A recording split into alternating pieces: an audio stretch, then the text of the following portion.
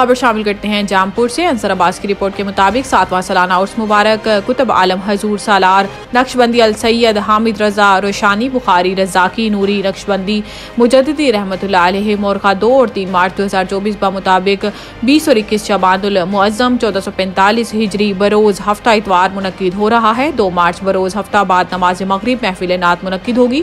जिसमें सना खान मुस्तफ़ा गुलाम मोहम्मद चिश्ती कंडानी साहब रहीम यार खान से बुलबुल मदीना डॉक्टर तनवीर हुसैन भुट्टा साहब मोहम्मदपुर 3 मार्च बरोज़ इतवार उलमा कराम के खताबात होंगे, जिनमें अलामा मुफ्ती शौकत अली सियालवी साहब ऑफ खानेवाल, अलामा मुफ्ती खलील अहमद सुल्तानी साहब, अलामा मोहम्मद हुसैन सुल्तानी साहब, मौलाना हबीबुल्लाह ताहिर सादगी साहब,